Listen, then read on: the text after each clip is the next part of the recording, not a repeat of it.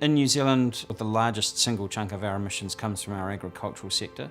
That's unusual amongst OECD countries. Most OECD countries are more heavily industrialised and have greater use of coal in their energy. But already people are exploring some pretty amazing new technologies. So we're talking a lot these days about something called precision agriculture. And that is where people are using kind of groundwater sensors to determine exactly how much water is already in the ground, which means they're then able to distribute fertiliser and to irrigate based on a zero waste kind of model. And that also means that you don't get the kind of leaching into the soil and into the water that you might otherwise get.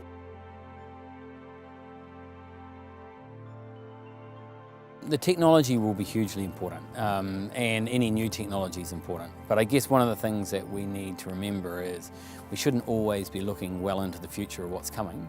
There's a whole bunch of stuff that's here today that we could use today and make a massive difference. So lots of different technology, lots of different ways to be able to reduce our inputs and maximise our outputs.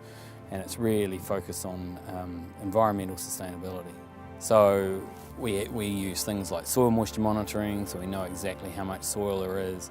We've mapped the soil across the property, so we know what the spatial variability is. And once we know what those two things are, then we actually know what the water holding capacity will be by different zones.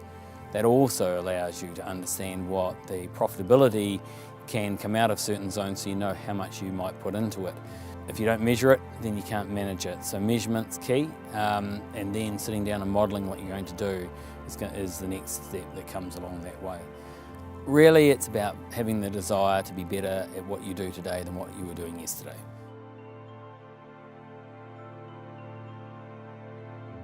I absolutely do believe that New Zealand can lead towards a more sustainable future, as can other small countries. So our total emissions are something like 0.17% of the global total, right? So it's absolutely tiny. So you would think, therefore, that we don't have influence.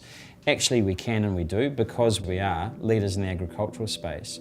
If we set the goal of becoming a low emissions economy, and that we lead with agriculture, actually, if we can work out how to produce low or zero emission food, then actually that becomes valuable to the whole rest of the world.